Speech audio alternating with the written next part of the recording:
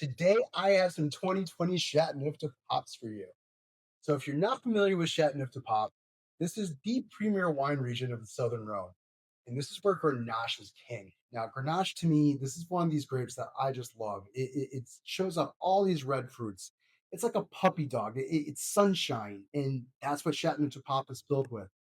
Now, the 2020 vintage is kind of what I would call a drinker's vintage. This is a vintage that didn't necessarily get a ton of big scores. But usually, what that means is that you're going to get some real good values. Fruit got declassified, so you're going to get stronger wines across the whole. But also, these are ones that can drink earlier. And I'm not necessarily someone that loves these big, huge, rich luxury cuvées from Chateauneuf de Pop. Instead, I just love Grenache. I love drinking them.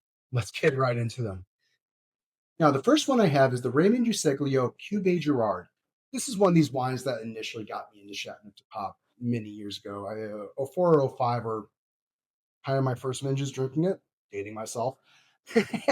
But this always to me presents a really good value. This is price really hasn't gone much of anywhere over the years.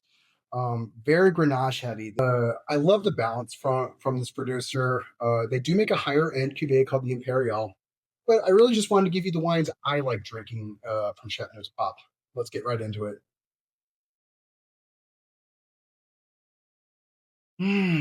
There's all these bright cherries and strawberries and a bit of lavender, raspberry. This nice Provençal spice. It is a little tight. I did just pop these. I didn't really give these that much air, but this is showing a lot of that elegance I expect and love from Chateauneuf de Pop. That's really lovely. Youthful, very youthful. Like the tannins are really creeping in on my cheeks, but really nice balance. Really smooth. Really, a lot of those notes that I pointed out on the nose, carrying through beautifully on the palate. Silk with an excellent finish. That's a real banger for 40, 45 bucks. Yeah, to me, that's a real winner. Certainly look out for that one. Our second one is Domaine de la Solitude, and this is one of the oldest domains in Chateauneuf de Pop. And one of the cool things with them is that they use all 13 grapes that you're allowed to use in Chateauneuf de Pop. But this really goes with your sort of classic CDP blend where it's like 65% Grenache, 15 Syrah, 10 Mourvedre, and then the rest is like basically 5% of just whole things jumbled in and together. And I'm looking forward to this. It's been a long time since I've had Domaine de la Solitude. And we're going to be having this here. This is a much different wine than the Cuvée Girard from Useglio. There's this darker, I don't want to say brooding, but just mysterious quality to it. Something very savory that I'm really enjoying.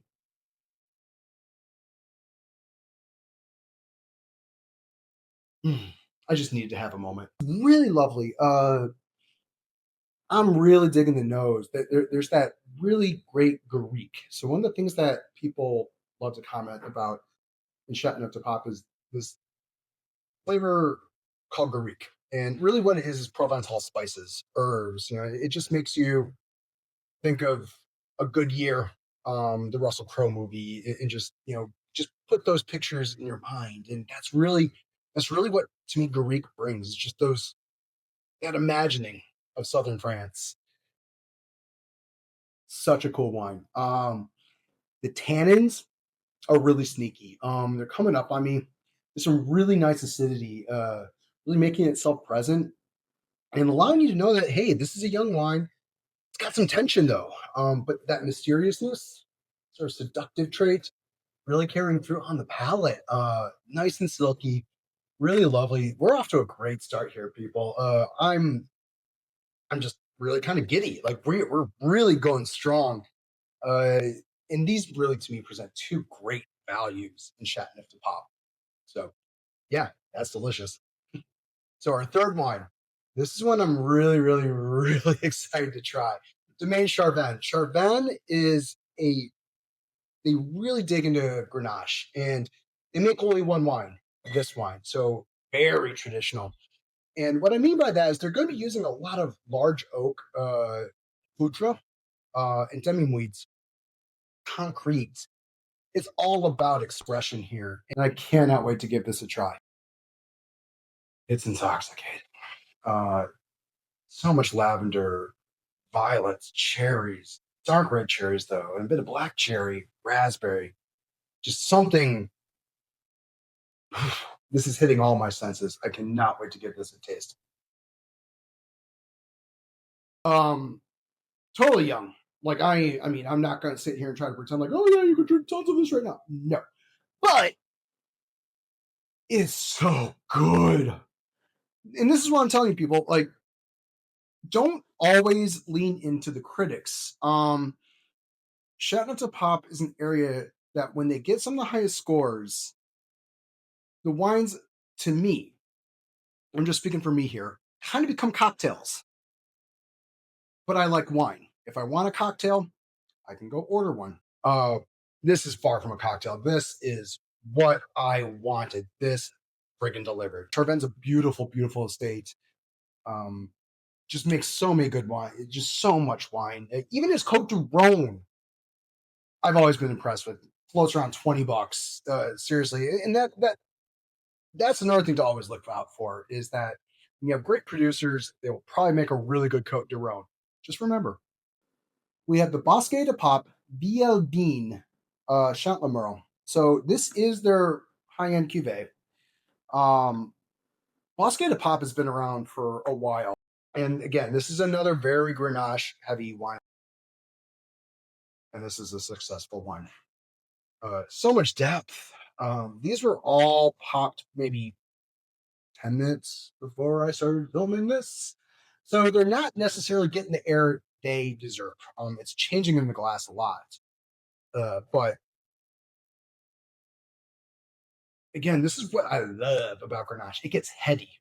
Great Grenache gets really heady. And this is really in the purple spectrum for me.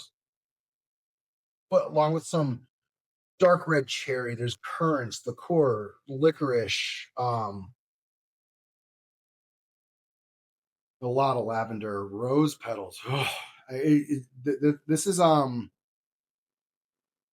me, it's kind of like Alice in Wonderland. It's like, hey, things are going off all around you. You don't know what the hell's going on, but no, this is beautiful. That finishing quitting, I'm still tasting it. I'm still tasting it. Wow, what a wine! That's gorgeous. That's a even with the tannins being on the chewy side, it's really rocking. I'm a big fan. Um, I really can't wait to get into that as it gets more air. I'm going to be drinking that tonight, like a lot. And I saved one of my favorites for last. To me, Clos de Pop is a special property. The Avril family makes some wines that, to me, speak of Châteauneuf du Pape. Um, there's they can be quite profound, and I'm here for all of it. And I cannot wait to get into it. So much clove spice. That's the first thing I'm noticing from it is like this real distinct clove. It goes right into lavender, right into garrigue, right into black cherry, right into licorice. It is intoxicating. Yeah. So that's awesome. Like really awesome. Super young though.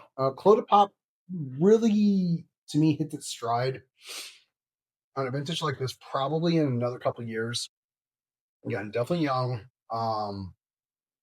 But this does one of those things I love from a great wine is it hits thin on the palate and then quickly crescendos across into the finish. This is not a wine. This isn't shouting. This is a wine asking you to think and asking you to pay attention. And I'm paying attention. It's beautiful. It's so beautiful. For real, this could not have worked out better. There's so much going on with this. It is such a beautiful wine, so expressive. Even in its youth, it does this thing that I love, which is it hits thin on the palate and then quickly crescendos, almost like with immediacy into the finish. And it doesn't shout. It doesn't need to. It says everything it needs to say in just a few words, but every word matters. That's what Clos du Pape does, and that's what this wine does. This is one to cellar, and this is also one to treat yourself with. Like this is a bottle of self care. This is going to be a bottle of my self care. But it's gorgeous, and what a wonderful way to end this video. 5 beautiful wines, the 2020 vintage. We all know what happened in 2020. It was not a great year for a lot of people on a personal level, but these wines turned out beautifully, and I really hope it gets some of you to really go out and look for them. So I really hope you enjoyed that. And if you're a fan of Châteauneuf du Pape, let me know in the comments. Let me know what else you like. There's only 5 wines here. Châteauneuf du Pape is a big friggin' region. And if you throw down enough comments, you might be able to get me to do another video of this. So I hope you guys enjoyed. Be sure to hit that like button and absolutely be sure to hit the subscribe button. And I'll see you on the next one. Cheers.